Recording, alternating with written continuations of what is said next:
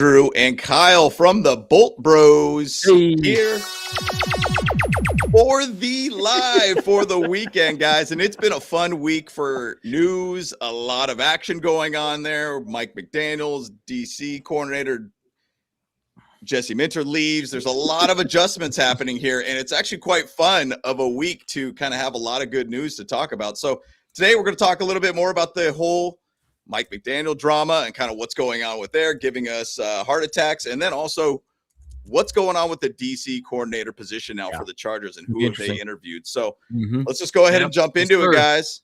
All right, Bros. Let's go. Here, man. You watching the Boat Bros podcast. Stay tuned. Shout out blue dreams, stadium lights gleam. Boat Bros on the beat, lead stream. Chargers rocking speeds, Sonic supreme. From the podcast to the field, we're a team. Charged up, Boat Bros on the night.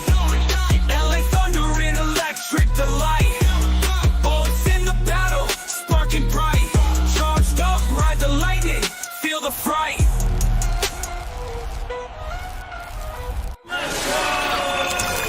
All right. Yeah, Church Kyle is different, dude. I was gonna say, I'm like, wow, look at this guy, dude. Hey, nothing but business around here, boys. Kyle over here, let's go. Hey, I don't got my suit coats over there, but I'm good. It's all good. But hey, I'm still bolted up, baby. I'm still bolted up. I got the yellow and blue, the powder blue and yellow. Dude, no doubt, dude. Hey, you got the Charger socks going on there too? With no, I don't. Oh man, no Charger socks. No Charger socks, actually. Yeah, I got Jesus on. Ain't no thing. No, that's good. The Charger socks I got are too thick. Like they, you got to be a little thin. Yeah. They're hot. Hey, but hey, it's cold out there, man. So you take a little bit of warm socks, do a little thicker socks. No big deal. No big deal, man. But yes, guys, Hugo Boss, man, thanks for joining us. I know it's a little bit of an earlier show for us. We kind of had a weird weekend with a lot of different things going on, so that we just felt like this would be the right time for us to be able to get together to do a show for you guys. And obviously, all week we've had a really good time to kind of talk a little bit about the whole Mike McDaniel's drama. We've been talking about some of the head coaching situations. Jesse Minter leaves too. New DCs getting interviewed. There's a lot of news going on right now, man. And it's really fun to watch, man. And it's funny because I really haven't even paid enough attention to like the Shrine Bowl, East-West Shrine situation too. That's a fun bowl to kind of look at draft prospects. I just haven't had time to because I feel like we've been really focusing a lot on this team right now. When is that game, by the way? I don't even know. Tuesday. Okay, well, we better watch it. 100%. We should watch that one. Maybe we should go live. What do you think there, huh? Oh, hey, do a watch party for it? That'd be a pretty cool thing too. I mean, I've been and I was thinking about it last night just because some slides that we talked about here talks a little bit about the Shrine Bowl and everything and news that's coming out of that situation. And, I like looking to find some prospects that could potentially draft late in the rounds too. So only we'll see what happens there. Top prospect that I have in my mind so far is just Vega Ione or something. He's that guard that we got. He's from Penn State. Yeah, I mean, if we could get him, holy smokes, that would be phenomenal. Now we'll see what happens. I mean, that's still the draft is still what is it? April, May, I believe. I think it's late April for that. Free agency's in March, combines in February. So there's a lot of things happening for the next few months for the NFL season to get the 2026 season started and going, man. So can't wait. Can't wait. But hey, I'm just going to throw out a slide real quick and breaking news. I forgot. Okay, before I pull it up. Well, here goes breaking news. It's perfect. Breaking news. Here we go. Here we go, guys. You're the helicopter. We've got some breaking news here, boys, from the Bolt Bros. And what we got going on here is the Los Angeles Raiders have officially signed a head coach for the team, and his name is Gary Busey as their head coach. Look at him, boys. Looking good. He fits in perfect with that team. Nice. Though, Busey, yeah, he does. Buttered sausages and everything like that are going to go down over at the Raiders. Oh, man. Also, two meatball subs, if you know where that movie's from or that quote's from, But pretty funny. I thought it was pretty funny. But we'll see what happens there with the whole Raiders situation. We're talking about buttered sausage. Talking about buttered sausage, where it comes from, what it does. Why is it doing what it's doing? Get it out of my face. Let's go. Kyle on the soundboard. Perfect. I love that. Got it, dude. Got it, man. But I thought it was a funny slide. I mean, we'll see what happens with their whole situation. I mean, you kind of at this point with the head coaching search for them, it's kind of been second-rate type position for a lot of coach candidates for them. Also, the same thing for the Cardinals. Like, nobody's really looking to jump on those jobs right now at this point. So, yeah. Well, I would say this: they're clearly trying to wait for these 4 playoff teams. Totally, they're going to cherry pick those coaching positions there. And look, we'll talk more about the whole Mike McDaniel situation here in a second. But look, they're clearly, if there was people available they wanted for their head coaching role, they would be interviewing them heavily right now. So We'll talk more about the Raiders thing here in a second as well too. Actually, do you want me to go into it now? You want me to look at the odds, or do you want me to talk about that right now? We'll pull it up actually here in a little bit once we start talking a little bit more about McDaniels and everything too. But so I mean, even it's interesting too about Mike McCarthy being hired as the head coach for the Steelers. I know that is obviously different news, different weird team and everything like that, but kind of an odd hiring because it goes back to, I think, when Richard Nixon was president, to where they didn't go with a young head coach for the Steelers. I mean, obviously they've only had like 4 different head coaches since, I don't know, 1960 or whatever it is. They were born. Yeah, it's like it's been a long time since they've basically had a head coach and everything too, like this. That is a guy that has experience in the NFL as a head coach. And so it's a very interesting move for the Steelers to basically do that. And a lot of the fans are not very happy about that move. I even had a buddy that said, I'm not going to watch any football if we hire Mike McCarthy. And he's a Steelers fan, that is. And so he might just be dumping off on them. And I was even reading some of the comments this morning. Didn't look good. Fans don't seem very excited about that hire by any means, but it is what it is, I guess. It is what it is. It is what it is. And also, once again, guys, we got a good amount of people jumping in the chat here too. Yep. 100%. Like the video if you guys can, and please subscribe too. We got over 9K this week. Hey, 9,000! Yeah. That was solid. That was solid. So appreciate you guys. Thank you so much. I mean, we wouldn't be here without you guys by any means. You guys are everything to us to get this channel rocking and rolling. So we're here for you guys. So 100%. I think it's exciting to see what's going to happen here. But I'll say this too, guys. The NFL is pretty political, right? We'll talk more about this as well. It's decisions are made by these what do you call them? Analysts.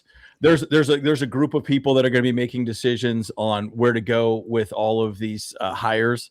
Yeah, I just think it's really interesting because there's obviously people behind the scenes saying, okay, yeah, maybe not look at this guy, maybe not look at this guy. This guy's probably good for you. Promise you guys, it's a political conversation. We'll talk a little bit more about the whole Mike McDaniel situation as well. It's going to be interesting. So, it's going to be fun. No doubt. And right now, a lot of those conversations are happening at a lot of these bowl games. We talked about the whole East-West Shrine game and one rumor that's going on. And I think it was something that a lot of us already kind of knew at this point. Whole idea that Mekhi Becton, and a lot of people are talking about at the Shrine Bowl, the East-West Shrine Bowl, that basically he's probably going to get opted out of his second year, which will basically save $10 million for the Chargers and add another $10 million on top of their $103 million, I think is the last thing I saw of it. So they're going to get more salary out of it, which is great. Right. I mean, we could definitely do a whole heck of a lot with $10 million salary and put in other players that fit well for this team. So I think what they should do with that, let Mekhi Becton go, hire the Bolt Bros as a consultant. Boom. Let's go. That $10 million, guys. Let's go. Right. Let's go. We have an eye for talent. That's exactly right. And I'll tell you right now, that $10 million we all spent, right? That's the little 3 each. And life is good, guys. It'd be great. No. 5 for me and 2.5 for both y'all. What's that? Whoa. What's this all about? Hey, because I'm wearing the business. I'm in the business right now. Come on, man. Well, you do look like a preacher at the moment. That's for sure. A preacher, preacher of the 50-yard line. That's what it is. That's right, baby. That's right, baby. And it was interesting. I did look at the salary cap right now as we're talking about salary cap situations. per over the cap, it actually stating that it's $80 million that we have for next year, $80.5 million. But then if you do cut Becton, it's a $9.7 million on top of that. Now, the whole rumor to it, if you think Mike McDaniel is going to be showing up here, the system's going to be different. I think the loyalty of the center position with Bradley Bozeman's gone at that point. Yep. He basically gets let go from his second year of his contract. We save basically another $5.8 million. So we add basically another, give or take, you're looking at $15 million on top of the salary cap, and then some, possibly around $16 million to spend on other players.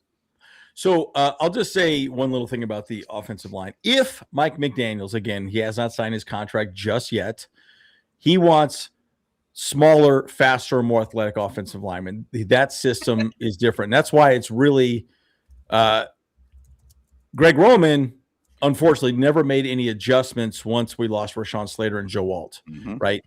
And then the interior offensive line did not play up to its standard, as we all know. Now, that also means Bradley Bozeman is most likely gone, as you described, Artie James. Mekhi Becton is definitely gone to save that money. In fact, his contract really was performance-based. It really was. It wasn't really focused around, guaranteed money. So it's going to be interesting to see what happens with that. But again, McDaniels, we'll talk more about that once he gets hired. His offensive scheme really is about smaller, more athletic offensive linemen rather than these big fat boy behemoths that we've had on the offensive line like Mekhi Becton with a lot less athleticism. So, it's going to be interesting to see how that plays out. It really is, and I know Kyle talked a little bit about a player that is in the draft, which obviously is very much far down the line, and stocks can raise quite a bit based upon combine and interviews and everything too. But Kyle talked a little bit about a guard before the stream too that might be a fit for this team. Yeah, I was thinking, one of our prospects that I got my eyes on right now, locking in, targeting. I see you over there. Yeah, zooming in. That's Vega Ione from Penn State, right? He's a guard. Yep. So he's definitely our top choice. A lot of people are on Twitter are actually targeting him too. First round for 2022 overall. So I think he'd be pretty solid. I would love to have him on our team right now because we need all the help we can get for the center. And then pick number 2.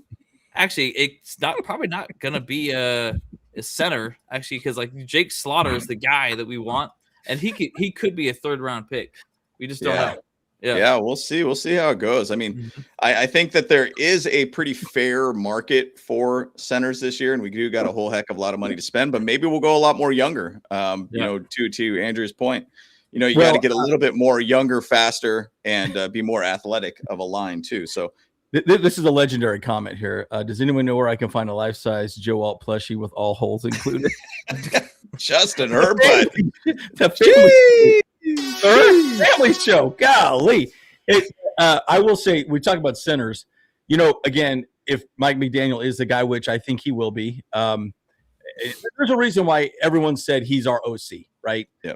I don't think he's going to get a job anywhere else. He's not going to be a head coach. He won't be a head coach again. He needs to prove himself one more time.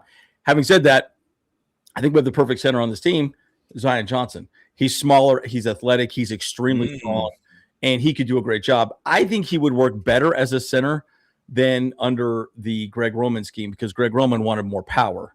So sure. This is, again, I'll talk more about it as well too, but I do think that's a big part of the conversation. You could just move Zion to center and then just have two guards available. So just my take on it. I kind of feel like we need to figure out a center that actually has vision, because Bozeman wasn't able to see anything. He wasn't able to see a brick wall right in front of him, man. He was like, oh, I gotta put. Yeah, it's like, that's the only thing that we need. You just need a dude that gets in front of people. It goes back to what Harbaugh always said.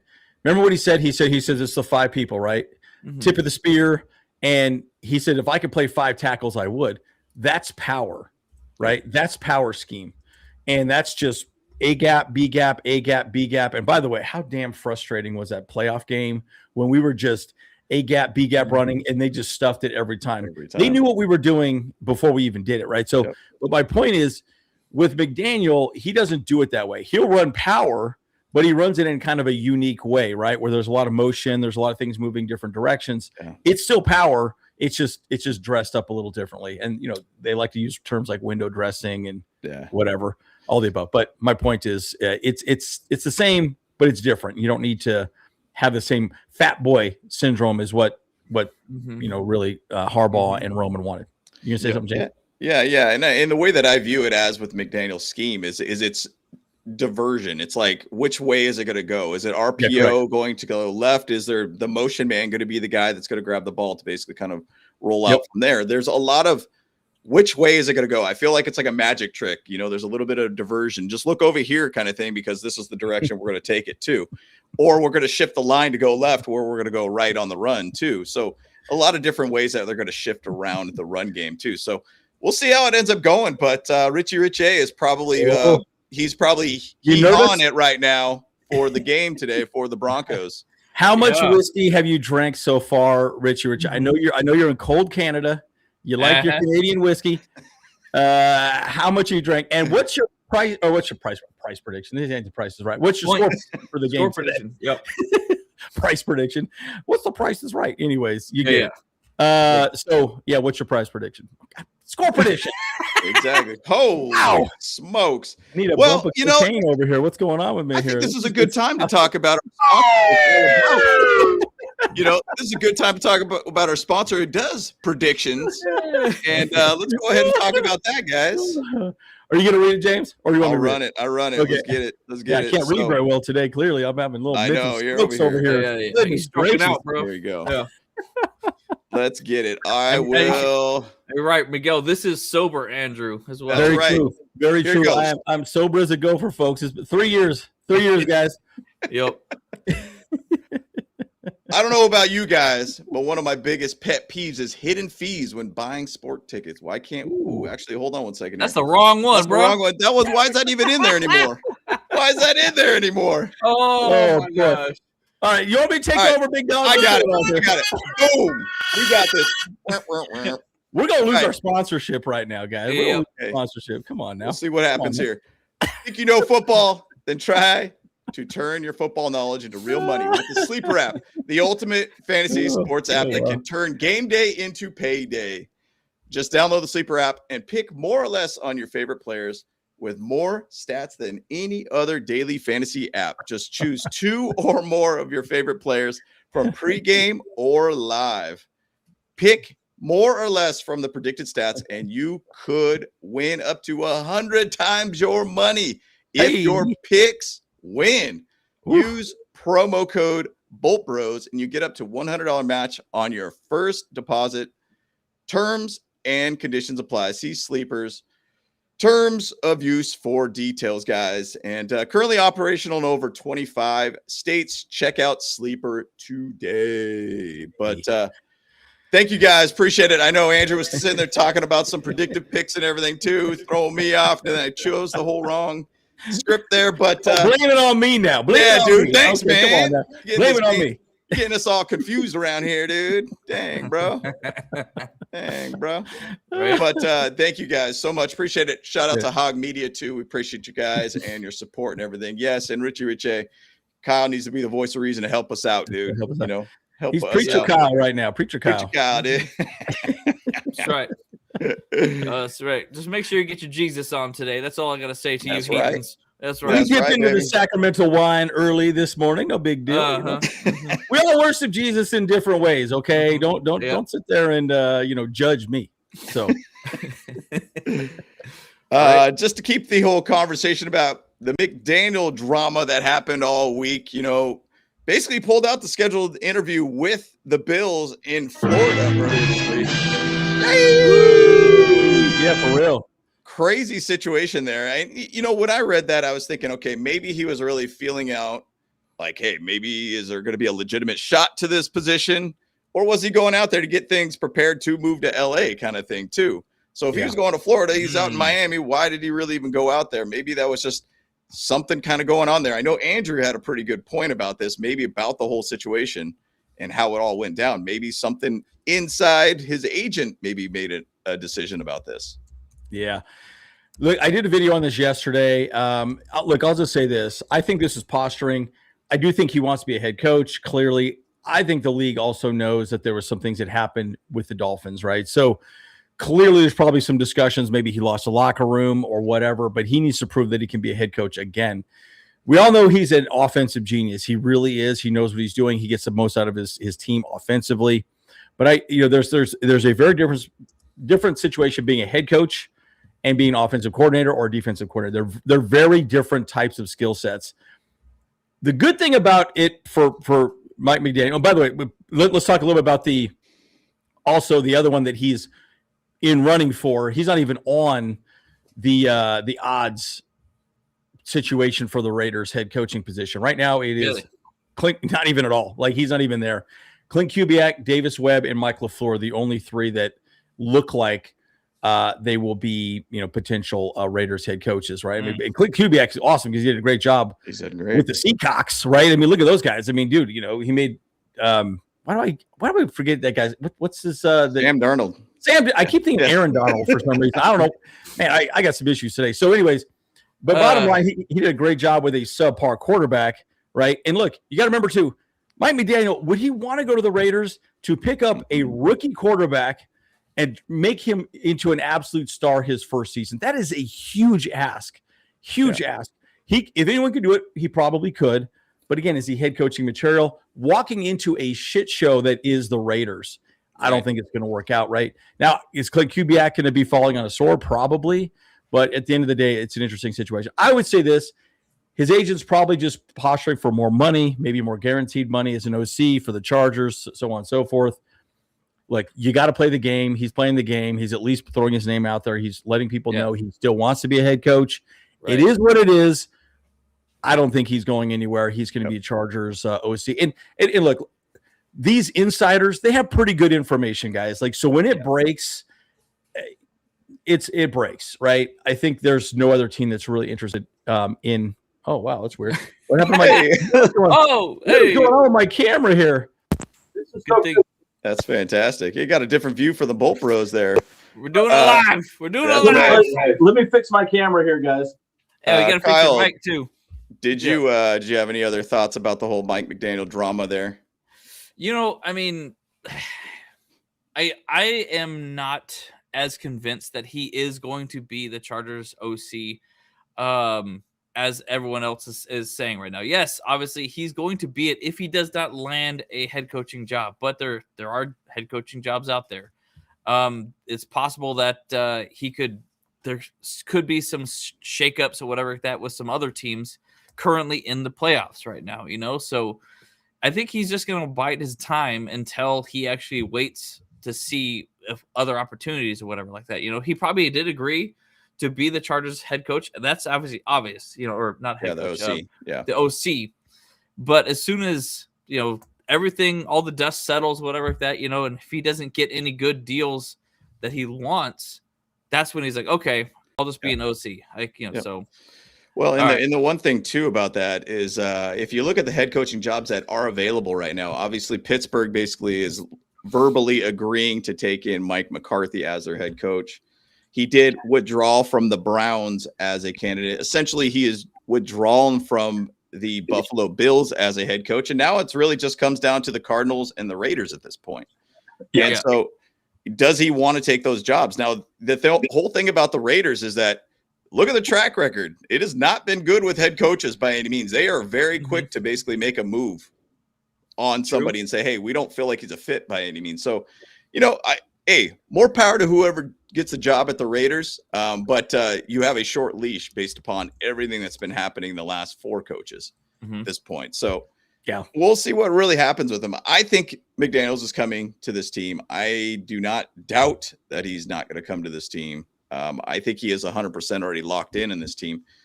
I just don't think the chances of him going to the Raiders is very high by any means.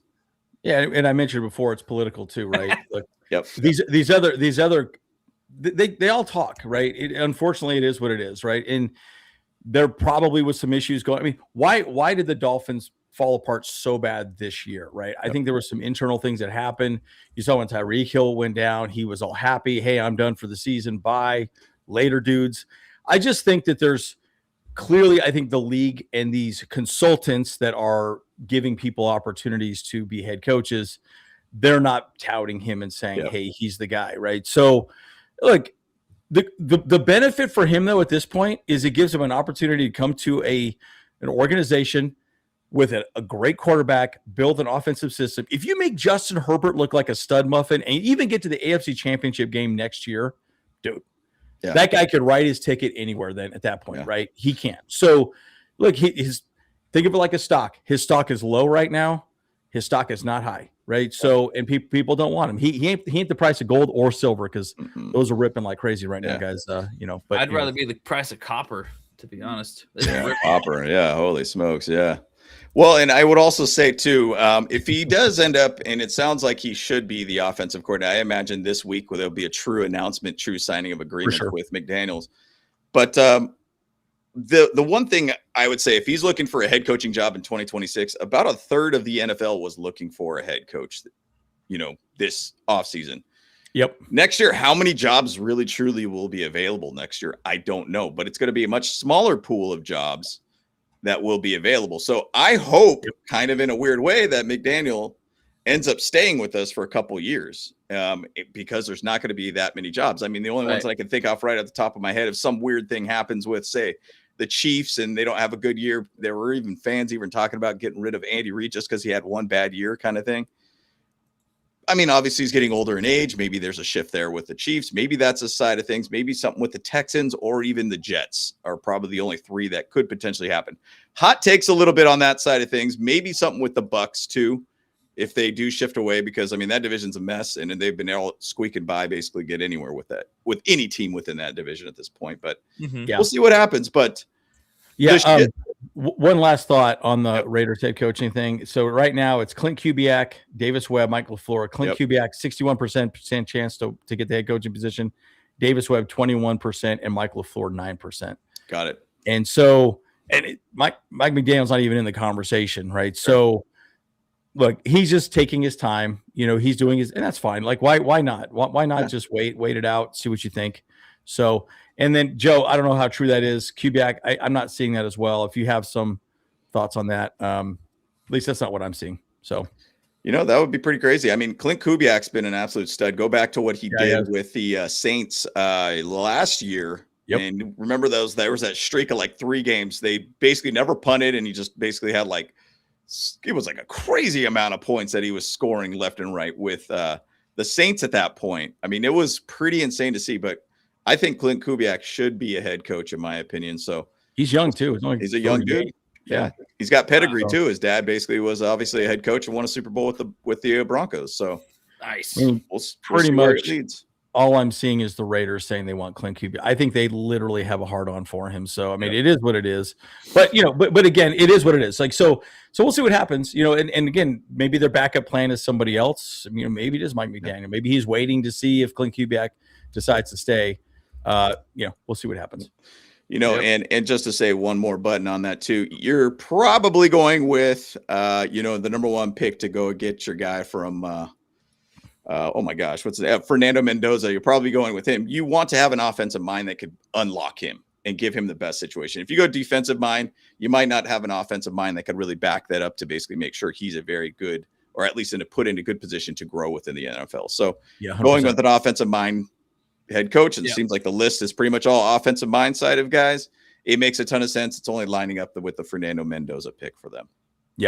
Man, I really think that the Raiders just need to pick up John Gruden again. Just like, you're already paying him like, $10-15 million, whatever that, just kind of make bygones be bygones, whatever, and just bring him back in. Yep. Hey, look at that. We just got ourselves a little like. Kevin Cooper. What's up, Kevin? My guy? We got a like on the channel there.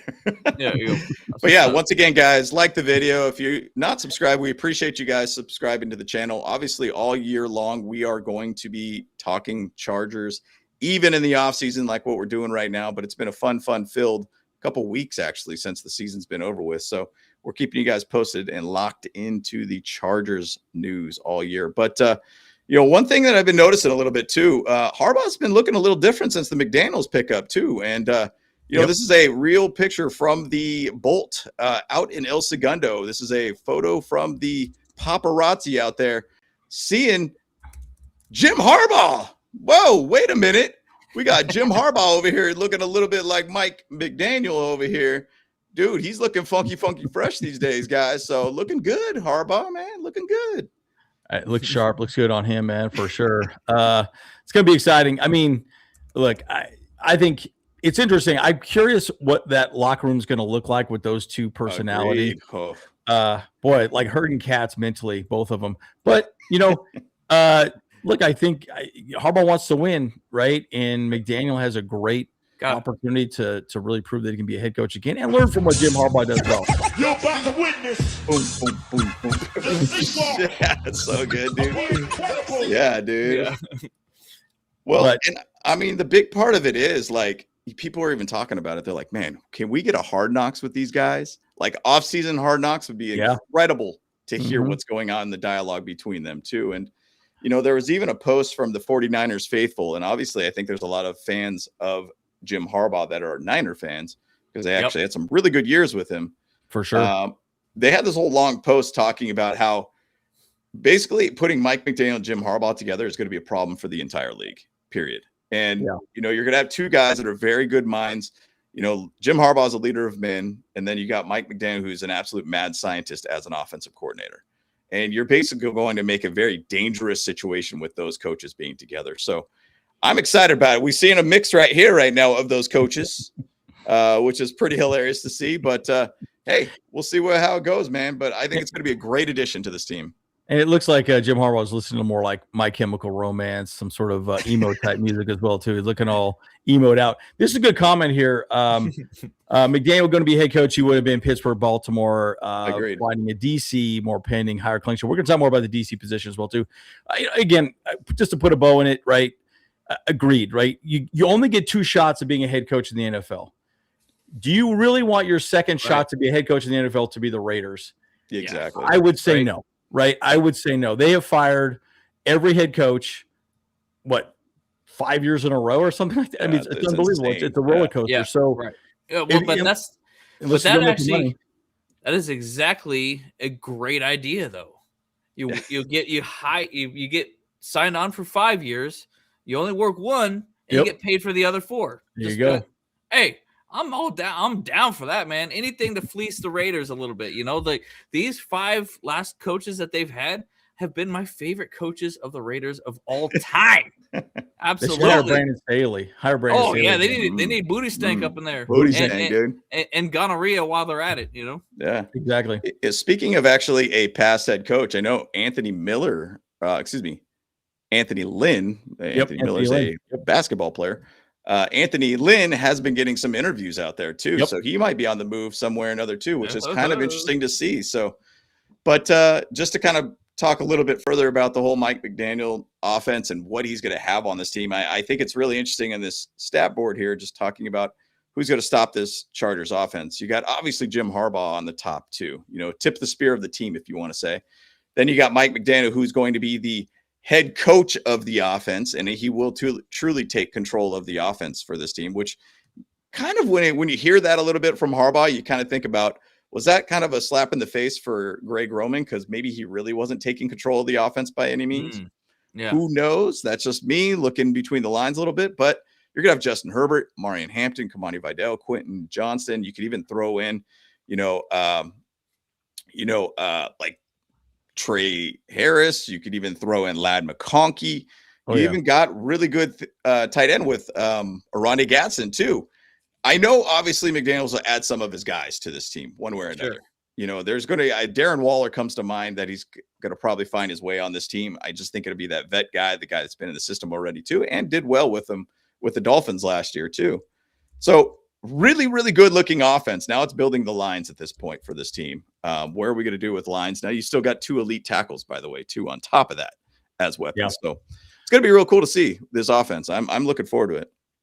As far as the tackle is concerned, too, they're perfect tackles for what McDaniel runs. Agreed. Because they're big, but they're also very athletic, right? So, Rashawn Slater and Joe Alt, very good, very good. You know, and I'll just say this, too. don't think that he's going to run exactly what he ran with Miami with the Chargers. You got to remember, Tua. I watched a lot of videos about Tua. I watched a lot of videos about, again, we obviously pay attention to Justin Herbert. Herbert has a better arm and he's more accurate, right? Yep. Tua was good in playing in the system that Mike McDaniel's built. The other argument I would say is Justin Herbert needs to be better at playing within a system. So having someone like Mike McDaniel make it easy for him to have some of these easy throws. Herbert tends to make the harder throw and the harder read. So he gets, again, Tua was all built around get the ball out fast, his concussion issues that we all know, get the ball out fast, get the ball out fast, get the ball out fast. You might see McDaniel do something a little different, right? But the good thing is he knows how to pick apart defenses. He understands, okay, this guy will be open on the flat. This guy will be open here. They're running this defense. This guy will be open on this side. So he clearly understands what the defense is running and he calls plays around it. And Greg Roman didn't do that. He just said, now we're going to run power again. We're going to run power again. We're going to do the same thing. He did, as you said, James, didn't command the offense. He was not the head coach of the offense. He wasn't making adjustments or changing. McDaniel will do that. So that's kind of a good thing. Yep. Right. Totally possible. Totally possible. One thing that I mentioned earlier this week was I do think it's possible because I know some people are saying that Darius Davis might be let go this year. But I do think that McDaniel might want to keep him because he is one of the fastest players that we have on the plate. Him and KLS might get a lot more opportunity this year because he likes speedy players and stuff. So they could be out there running routes a little bit more than just returning balls and stuff. So this could be a good opportunity for them to try to, get in close with Mike McDaniel to try to like, hey, I want to stay on the team, like kind of stuff, especially for Darius Davis. So, you bring up a good point, though. At the end of the day, this is why it's so difficult to continue having a head coaching carousel over and over and over and over again. Because you have to remember, we were building big fat dudes on that offensive line. Mike McDaniel is going to come in and say, no, we want fast, quick, more athletic type of people because those are the people we want to run our offensive line, right? So, but the benefit is, with what McDaniel runs, you don't have to have the best offensive lineman, period. If you have injuries, it doesn't really matter because it doesn't really matter overall because you're going to get the ball out quick. Secondarily, it's all about your speed and just getting to your spot and making a play or blocking to the next level. So the difference is that's why, like with the Raiders case, you're just constantly a new regime comes in and you have this Frankenstein roster that makes no sense that, again, it's a shit show. Like you cannot deal with that. There's no continuity. So anyways, to your point, you're right. I think the smaller, speedy guys have more sense, but he might do a lot of rotation of different players as well too. I think he's going to do a lot of different things. So it'll be interesting to see. Last couple points about that too. Ladd McConkey is one that you don't think much that has a whole heck of a lot of speed, but he has 4.39 speed. Yeah, he's pretty good. So he's pretty speedy. So I think he's going to flourish quite a bit. I think, to be honest, he'll probably pull a lot of that if you start today with McDaniels and the starting lineup that we have currently and players that we do have. I think he will be essentially that Tyreek Hill role for this offense at this point. So I think that's a good addition and thought too. Now I'll also throw in, just for the offensive lineman, Trevor Penning was one of those guys that was pretty athletic too. And a big dude too, by the way. He's big. Yep. And he's a big guy. So like, I think that's one of those guys that could find his way on the starting line for us next year because he was utilized a lot in even Greg Roman's offense to basically be a lead blocker. He was moving and shifting up and down the lines throughout. Just a thought, throwing it out there, guys. Trevor Penning could find his way on this team and being starting O-line. Hot take possibly on that too. I just grabbed his RAS score and it was a 9.95 overall. So he was top tier physically. Yeah. So Surfing says Chargers offense just about solid. Center is major, but overall this kind of looks solid. I'll say this, as far as the center is concerned too, and we already have a guy on our squad, Josh Kaltenberger from Maryland. He was an undrafted free agent. He's a smaller guy. I think he fits McDaniel's system much better as well too. So you'll probably get another guy, and then Kaltenberger will be competing for the role as well too. And then we'll see what happens with Zion Johnson also. So I'm just saying, Penning, it will be great. He'll be there cheap. And McDaniels will do a lot of really good things with him as well, too. So anyway, there's a lot to be said about all that. Yep. So quick little slide here, too. Look, health permitting, Chargers offense is top 3 potential in 2026. And there's a lot of people out there that are pretty much saying the same thing. TJ Hughes-Mazada on his podcast was talking about, he said, hey, I talked with Chargers players and they were giddy and they are absolutely stoked to have McDaniel there. Just something that you're getting away from what this boring old type of offense was under Greg Roman. You're getting something that's going to be fun, exciting, 100%. And explosive as an offense. And this could lead a lot to Justin Herbert next year. You're going to have Alt and Slater back. You're basically going to have an upgrade at offensive coordinator, totally different mind. Expect basically MVP numbers out of Justin Herbert. So this is going to be a big year for Justin Herbert, and in a lot of different ways. One, got to win a playoff game. That is a mandatory thing for basically Justin 100%. Herbert at this point. Mm-hmm. You got to do that. And now you got a guy, if you look at the last 2 playoff games, it's just stagnant offenses and the defense was doing their job. Now we have an issue, and we'll talk about the defensive coordinators, that who's the new offensive or defensive mind for this team now at this point. And so what we're seeing, though, out of the offense at where it's sitting at this point, we're going to see some really explosive stuff here, too. I think, Kyle, you had a comment, too, on this, too. Did I? I think you were going to jump in, but hey. No, I was not. No, I wasn't. Okay. I wasn't planning on jumping. I was going to make a comment. So it's interesting. The Roman situation's funny. Yeah, Roman, you realize we were like 12th in offense in the NFL? That's pretty damn good. Yeah. Right? Good. And so you ask yourself this question, where would we have been if we had Rashawn Slater and Joe Alt? Probably top 5. Yeah. Right? Yeah. We would have done much better. Well, maybe not top 5, but at least better, and maybe not scored 3 points in the playoff game. So you can make an argument all day that wasn't really Roman's fault, but what was his fault really was that he did not adjust with not having the right personnel. And in my opinion, you have to be that way as an NFL coordinator, and he didn't do it. Mm-hmm. And I also would say this too, Greg Roman compared to Mike McDaniel, they are complete polar opposites, right? This is such a complete transition away from old school power football to new school motion and just a completely different turnaround. So I'm curious to see how he does it with these players moving forward. So, I mean, it's going to be exciting.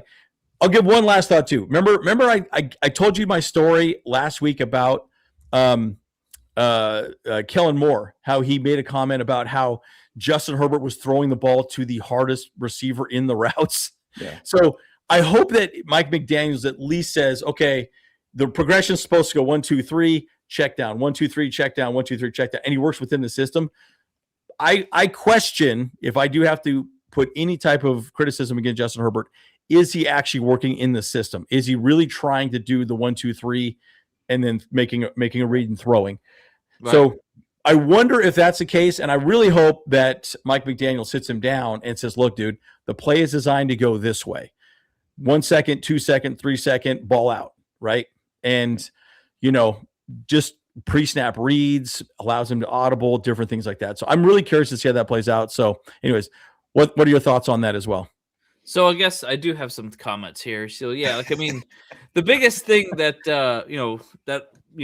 myself and the chat are talking about right now is like that a lot of us are worried that if we got McDaniel, it's just going to be a one and done type of thing. Like he's just going to probably be here for a year, get the team, all right and stuff like that. Maybe at most like 2 years. So I hope that if they did that, if they sign him or whatever, and they get that deal solidified, that we make it like a contract things that he has to buy himself out of the contract if he wants to go somewhere else as a head coach. That's kind of what I'm hoping would happen, just because it's like, you know what? We don't want someone just to be here for a little bit of time and then just, all right, peace, Yeah, but that's exactly what's going to happen. He has no desire to be just an OC. He clearly wants to be a head coach. Sure. So, I mean, why has he not signed his contract at this point, and so the whole point is he wants to be a head coach. He doesn't want to just be an OC. Right. Having said that, that's on him to make that decision. That's what the organization has to make a decision on for him as well too. But look, like I just think bottom line, if he comes here and makes Herbert, 5,000 plus MVP candidate, wins a playoff game, then okay, dude, we'll go for it.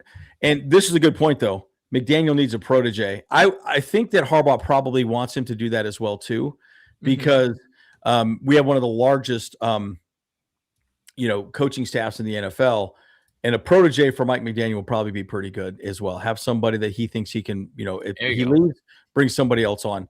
And we're going to actually talk about that right now with Jesse Minter as far as defensive coordinators as well. So it's not necessarily a protege, but some DCs that we're going to be talking about. I would even throw out there, Frank Smith probably will end up coming over from Miami to be essentially the protege to Mike McDaniel. So we'll see where that ends up leading. And once again, that would be a second time Frank Smith to be with the Chargers. So we'll see what happens there. And I'm sure those conversations have been vetted out already about what Mike McDaniel would like to have. But just to move on to the defensive side of things now, sucks to see Jesse Minter has left, but he is the head coach for the Baltimore Ravens, which it was kind of a move that we all thought was going to happen, right? Yep. That just kind of fits to a T. It makes total sense for him to basically have Jesse Minter. We appreciate you, Jesse. We appreciate you. Yep. So good. We loved having you as a defensive coordinator. You're going to do big things over there too. Makes a ton of sense all around too. Now, at the same point, there was some information or video, and I don't know if it's true or not, but you kind of think maybe if there was some inside information about this. I sent a video over to Andrew and Kyle this morning about the whole Jesse Minter thing. But basically, when he left, it sounded like he basically gave like Jim Harbaugh, hey, these are some points that you got to look at with, the Chiefs, how to beat the Chiefs. This is the things that I did. This is basically what you need to do for the next guy, essentially creating like a plan to have that continuity type plan. And then also allowing to have dialogue between each other still too, about picking each other's brains on strategies and everything too, which is kind of a cool thing to see. I mean, a coach to basically say, hey, we want to work with you in some level. I don't know if there's like a little conflict of interest essentially to do something like that, but maybe there is something like that where you could create an agreement to keep communication between each other as long as it doesn't conflict with each other's opponents, at least if the Chargers play the Ravens, which they do next season.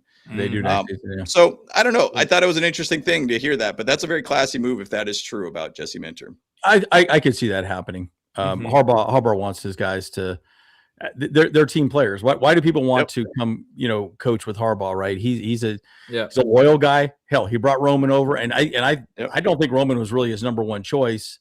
He probably wanted somebody else, but he's also his boy. He's been with him a long time. Yep. The other thing I would say too is that it was not the defense that led us down this last season, or it was the offense. We all know that the offense was mid. It was okay, but we didn't score great in the red zone. We were not innovative. I mean, play action on like the 5-yard line in the playoffs. Yeah. What are we doing? What are we doing? What is this all about? Like, it would just, anyways, we can talk about that all day. The defense needs to stay similar, and I think it will. So whatever they're looking at, they're going to look at people that are going to not really change things around. They want things to stay the same for the most part. But what a great opportunity to step into an amazing defensive coordinator role that's already been successful. But here's the other thing too. What if we suck next year or are not as good as we were under Jesse Minter? It's going to make you look bad as a defensive coordinator. So there is risk to who steps in. So I would assume it'll be someone pretty young or someone maybe internally, like someone like Klingsdale, that will actually take the role. But we'll see. We'll see how it goes. Yeah, we will see. We will see. And the Chargers have done some interviews too already, and we'll talk about them right now. So just to start out here with Aubrey Pleasant from the Los Angeles Rams. Yeah, I kind of like this one. So everybody that kind of talks about it, as a Chargers fan, everybody's like, oh boy, last time we got guy from there. Woo.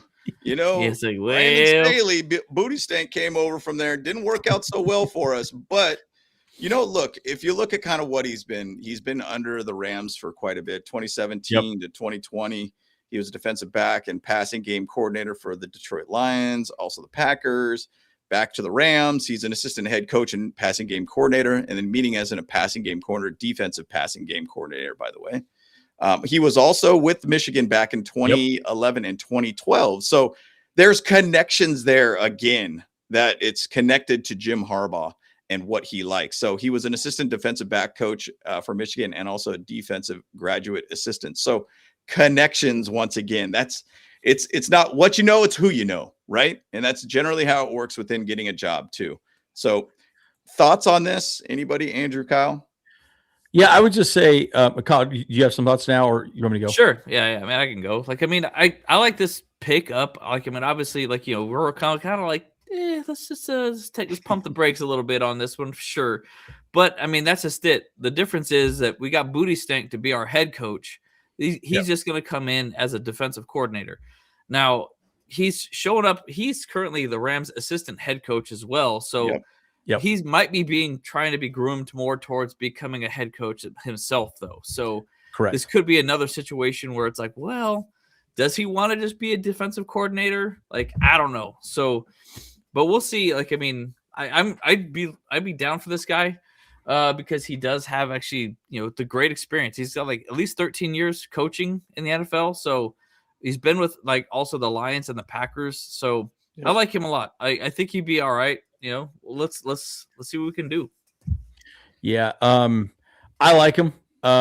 It's interesting.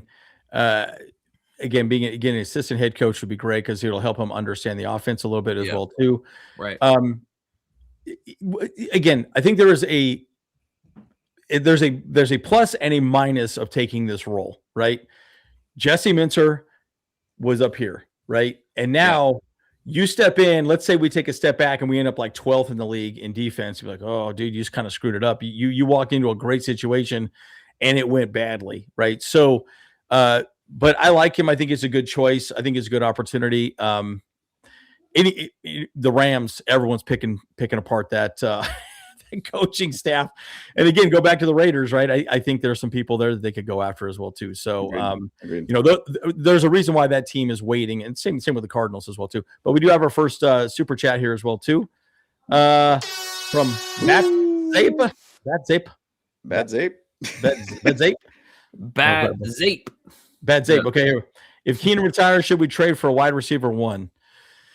You know, it's weird, man, because I kind of think Ladd is a wide receiver one. I think QJ kind of can't be a wide receiver one too. And the thing, but here's the argument too. Keenan took away from Ladd. I think in a weird way, we had a problem with too many options for Justin Herbert to some degree as well too. So there is something to be said about that. But I'll tell you right now, you go get someone like you know, a real true one. I mean, I don't even know who's like even a Jalen Waddle or something like that. Like, I don't know about Jalen like Justin Jefferson. You want to hop on that trade again? Let's go. Kadir. Yeah, there you go. But I don't know that we're going to do that because it's a lot to be. At least this is my opinion. I think we have enough talent on our team. Maybe picking up one more person as well for depth.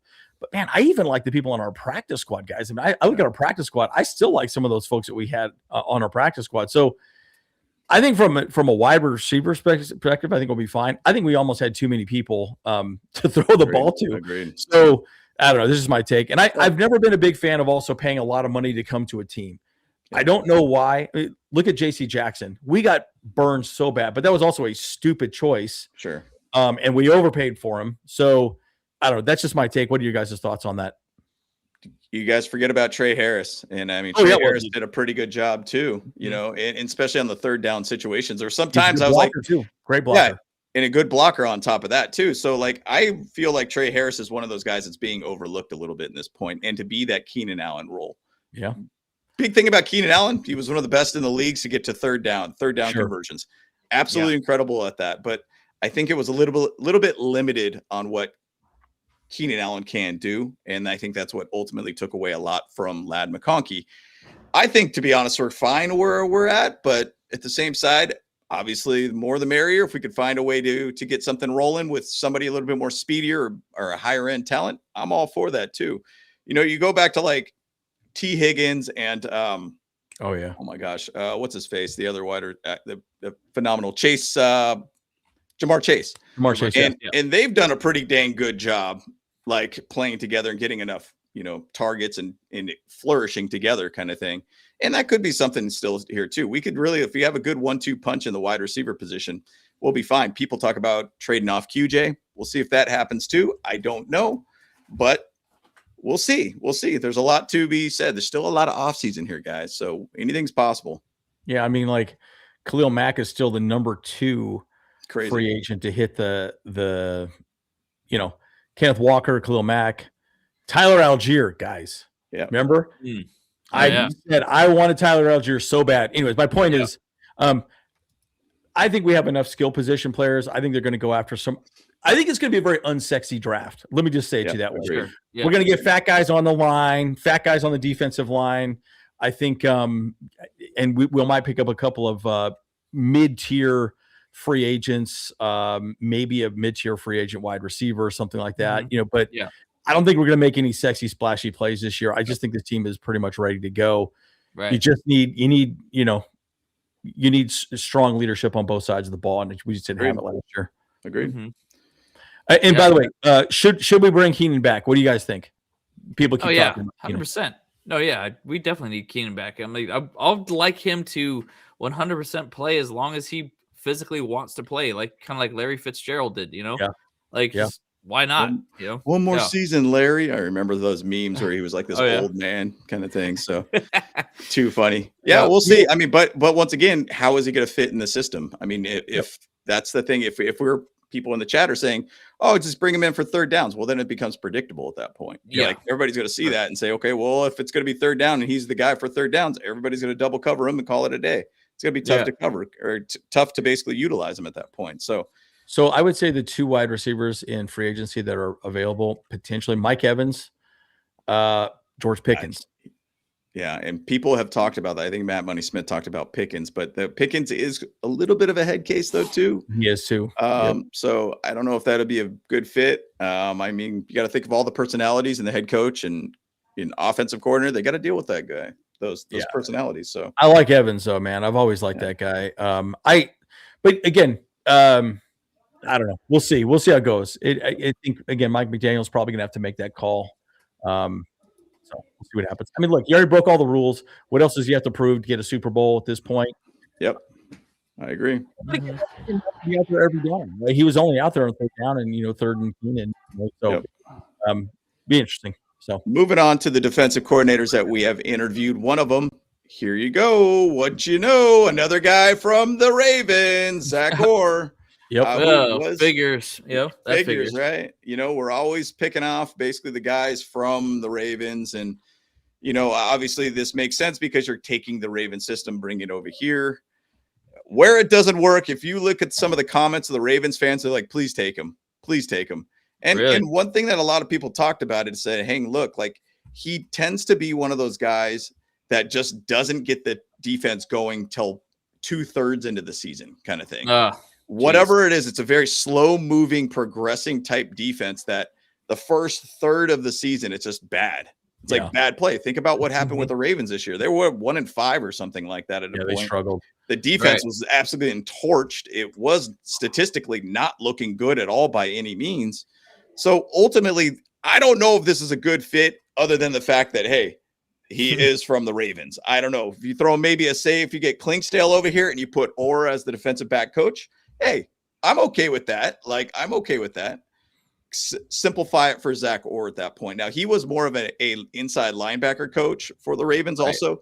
Think about what happened with our linebacker coach. He obviously is stepping away from his position too. So who knows? We'll see what goes from here. But obviously, Jesse Minter is going to figure out what he wants to do with his system. And obviously, maybe we'll find a way to get Zach Orr on this team. So, Andrew, what's your thoughts on Zach Orr? Yeah, the one thing I would say, the Ravens were pretty – okay, so everyone started doing the 2 high safety thing. Well, why did they do that? It's large because of Mike McDaniel and his speed concepts, right?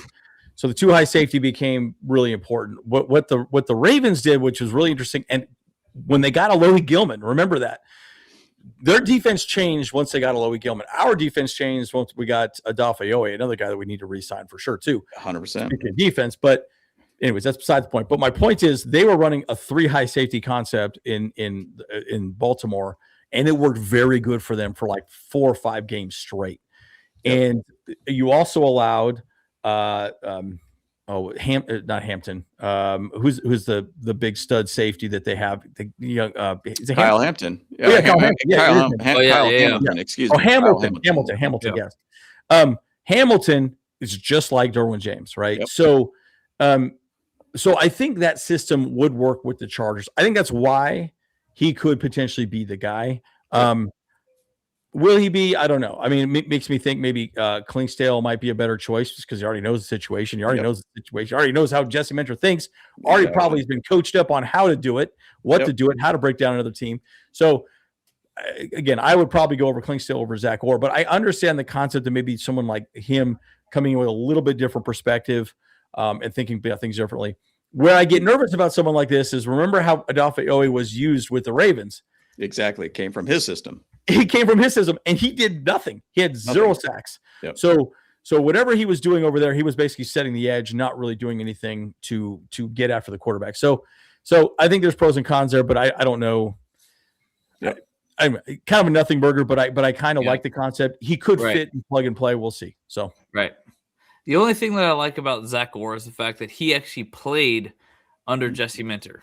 Sure. And that was like when he was a player at the Ravens, Jesse Minter was the defensive coordinator there, or at least something there, So that's the only thing I really like about Zach Orr is that maybe there's potential that he could bring some of that flavor into the defense, But that's it. So. Yep. That's about right. I mean, and that's a good point, Kyle. I mean, he's been under Jesse Minter. He's understand how to potentially be in that system. Obviously, he was teaching that system and everything too, and all that stuff too. So, and then we do also have another super chat from our guy. Hey, let's go. Bad Zap, I believe it is. So here we go. Zap. Is it time to give up on Zion and trade him? I mean, he's a free agent at this point. Oh, so that's a good point. Yeah. He could move on if he wants to. We talked about early in the show that he could potentially be a center for this team too. We'll see what happens and what Mike McDaniel feels like would be a good fit for him. He might ask for a pretty penny too, by the way, too. So we'll see what happens. I mean, guards do get paid, and they've been getting paid quite a bit too. So we will see.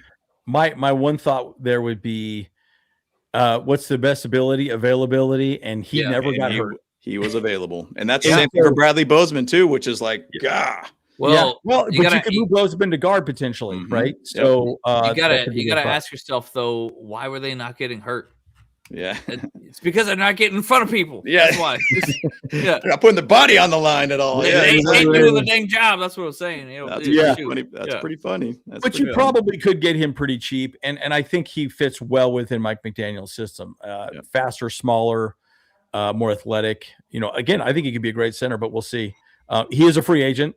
We didn't pick up his 5th-year contract, so we'll see how that plays out. Mm-hmm. Yep. To move on to the last coordinator that the Chargers have officially interviewed, we got defensive coordinator from the Titans, Denard Wilson.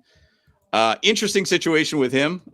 He, even though he was a Titans defensive coordinator, but in 2023, guess what? Just put a feelers out there. Where do you think he came from?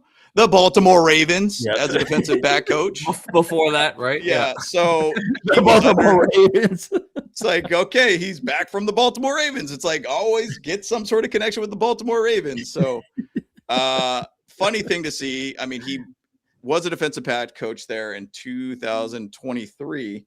So 2023, he was there essentially under the whole system. He knows the system. He worked the system, became a defensive coordinator. Titans weren't that good as a defense last year. They gave up 28 points plus per game. That is not good. Obviously, lack of talent is one thing too. But I do wonder at the same side, if you go back to that Steve Klingsdale situation and he ends up basically becoming a defensive coordinator, basically they could plug in Denard into that position for the defensive back field side of things. So that's just where my head's at, and thinking that if they end up going with this direction and we feel good about Denard Wilson, you could put him as a defensive back coach, and then basically you have Steve Klingsdale as a defensive coordinator. So, it's interesting. I think these are all people that Jesse Minter has some connections with. So that's probably why they got interviews the way they did, and makes sense. Oh, we have a new member here as well too. Member, my guys, part of the Bolt Bros Club, my guy. Oh, thank you so much. Thank you, Buck Chris, man, appreciate that, my guy, dude. So thank you. Mm-hmm. Yeah, looks like a girl. Looks like a girl. My girl. My girl. Is it? Yeah. Well, look at the picture. Oh, my girl. Well, I'm just saying, but Chris is basically what it says on there. But yeah, got it. Thank you so much. I appreciate that. But my final thought on that too is that, look, like, I'll say this too. Even if they don't get the position, guess what? They're interviewing for other roles down the road, right? So then they have the understanding of what they do and what they can bring to the team. Maybe they get let go at Tennessee at some point or one of these other locations, and they can get brought in as well as a defensive back coach or a linebacker coach or what. Again, we need a linebacker coach right now, don't we? So they might not be getting that job, but maybe they'll take a linebacker position, and with the thought of, hey, we can move you up into another role down the road, yada yada. Right? Never close the door, especially in the NFL. I think you really shouldn't do that. And I think that's what a lot of these interviews were. So we'll see. We'll see how it plays out. But it doesn't seem like anyone's excited. Doesn't seem like there's really a lot of traction around these. I think these are just more feeler interviews more than anything. Yeah, nothing really splashy as far as the defensive coordinator goes. Yeah. So we'll just keep an eye out for that one. They'll keep you guys updated for it for sure. Yep. Lot of action going on right now, which is kind of fun to watch. It kind of sucks to think that we're kind of resetting some of these positions, these major positions. I guess I'll just give you guys my last thoughts on this too. A lot of emotion going on with the offensive coordinator side of things. And my thoughts is that I think Mike McDaniel will probably be announced this week. Defensive coordinator position. Obviously there's going to be a couple more interviews that are going to come around, probably starting on Monday again. I think ultimately it's going to be Steve Klingsdale. It makes the most sense because he's under Harbaugh at Michigan. He's been under Jesse Minter at Michigan, plus obviously Jesse Minter here in the NFL too. So I think it's just kind of a plug and play situation too. But we'll see. It's really exciting to watch some of these moves and some of the ideas of things that are to come for 2026. And you go back after that whole playoff game and you're like, oh my gosh, dude, if we have Greg Roman for a third year, this is going to suck.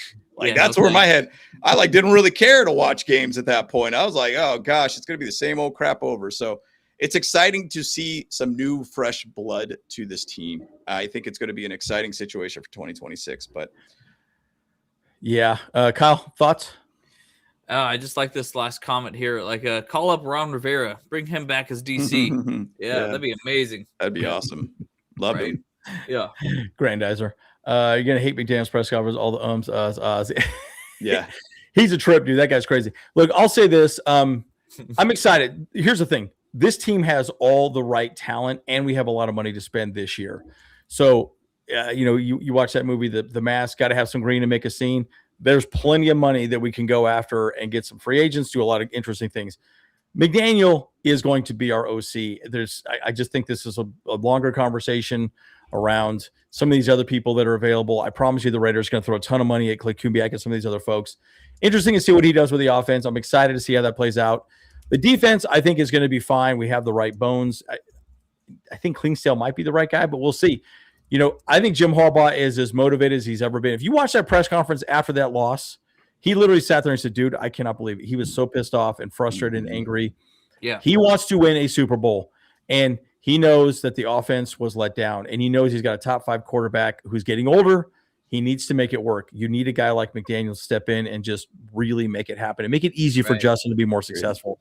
So look, it's a great position. I think the defensive coordinator position is probably going to be a little harder to fill because he's not stepping into a crappy situation, right? The offense was a problem. The defense was great. So he needs to find the right fit to not monkey with what's worked in the past and just maybe improve in the future, but not really make any major changes or adjustments because I think they have all the right people. So it's an interesting this is what makes the NFL so interesting, right? It's a roller coaster of players. It's a roller coaster of coaches. It's exciting. It's interesting. So yeah, it's gonna be fun. Yeah, it's gonna be exciting. I think next week should be pretty exciting. Yep, no doubt. Hey, by the way, do you have any we might even really be waiting for someone from these 4 teams to be our defensive coordinator as well too. Right. So let's just sit back and say that, look, at the end of the day, let's see what happens with these other teams, and I think those are the ones that are going to be mattering quite a bit too. No doubt. Yeah, exactly. Yeah, I mean, we'll keep an eye on it. We'll have a good time. We'll chatting with y'all and bolt up, baby. Bolt up, baby. Keep it simple, my guys. All right, well, let's roll on out of here, guys. So all right. thank you guys for joining the show. And let me just say, let's get out of here now. Truly. All right. Bolt Bros. Bolt Bros. Hey, what's up? Cameron Dick here watching Bolt Bros podcast.